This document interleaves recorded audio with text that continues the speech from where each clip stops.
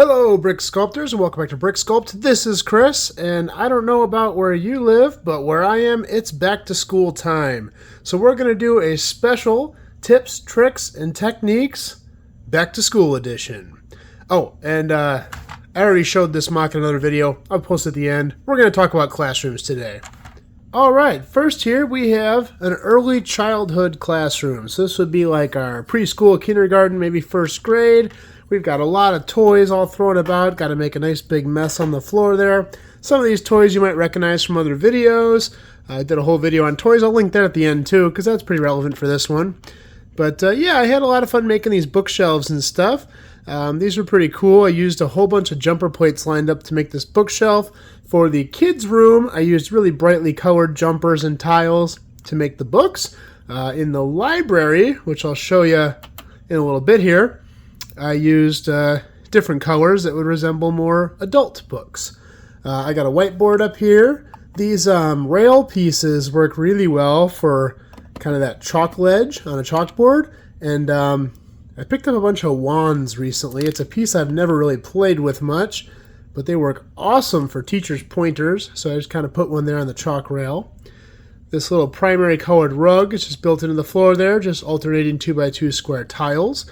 This is one of my favorite printed Lego pieces. I don't know where it comes from. Let me know in the comments if you know. I think it might be Lego Friends. But it's this little buffalo check pattern on the 3x3 round. I've only seen them in yellow, and I own a couple of them.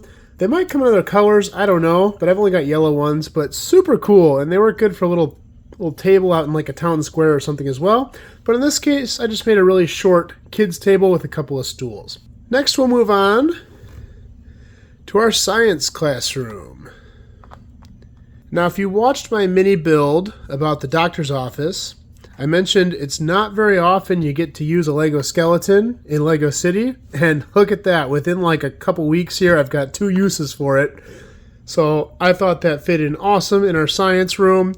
I don't know about you guys, but in more of like a middle school, high school setting, we had these larger science tables, and they always had gas ports for Bunsen burners on them, whether you're using them or not. They were kind of built into the table, and these big thick black tops and kind of these like big bulky bases on them. And they were just really nice big workspaces.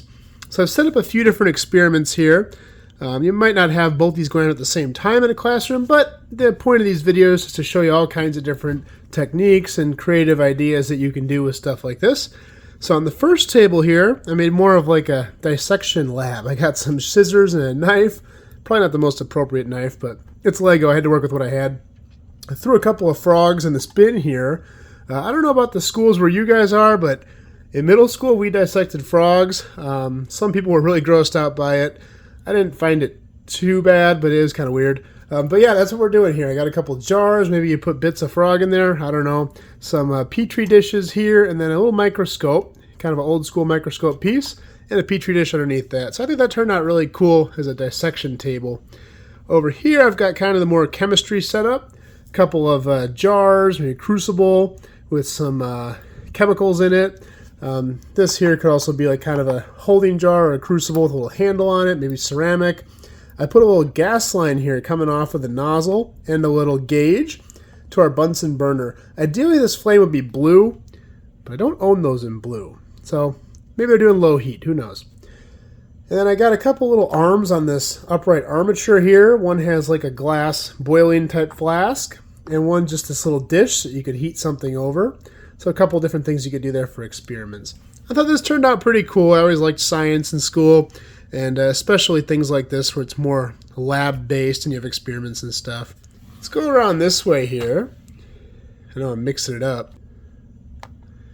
And here we have our library. Now this was a lot of fun to build. I made this kind of front desk here out of these curved windows with the individual glass panes.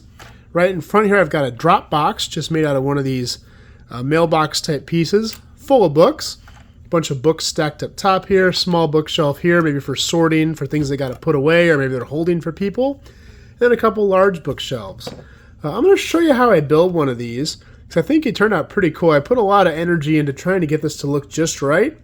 And the secret is jumper plates, and I'm going to show you why.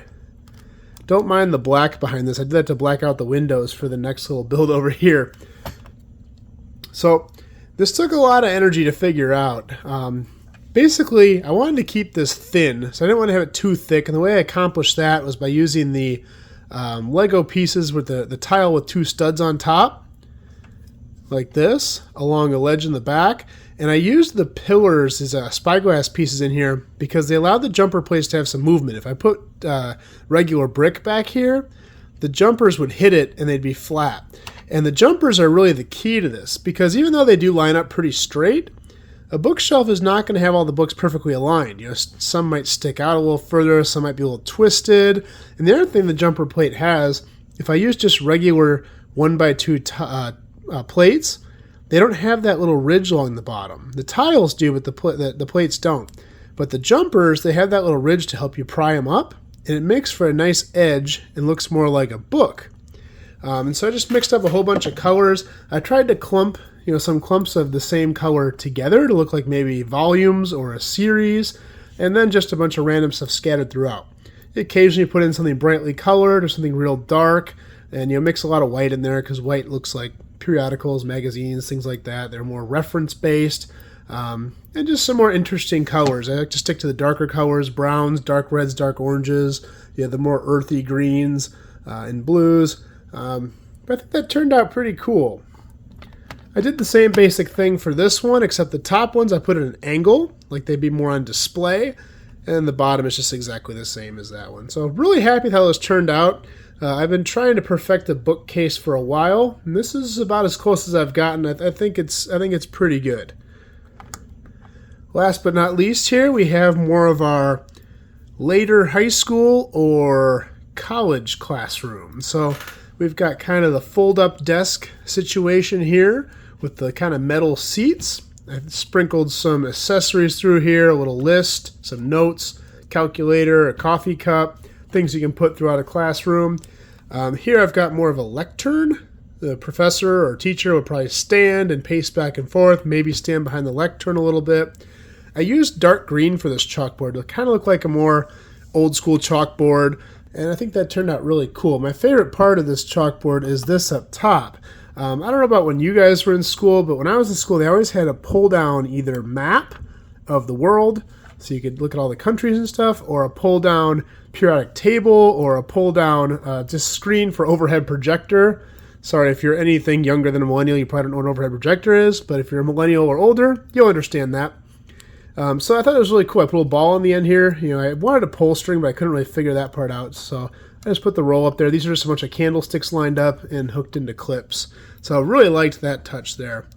Over here, you might notice this from my my hospital room mock, but this is the sales chart. So maybe this is an economics course or a business course, something like that. And you got the little sales graph. I think that fit in well. A little wastebasket down in front here, and then a computer monitor. Often when I was in college or high school, the professor would come over, enter something on the computer, and it'd pop up on the screen by a projector. So I thought that'd be kind of cool touch to add. And of course a clock on the wall, because in a class like this, you usually just sit here and stare at the clock on the wall. At least if you're me anyways. That's all for this one. I'll show you these one more time. If you like this video, please like and subscribe. If you have any questions, feel free to leave them below. And we will see you next time.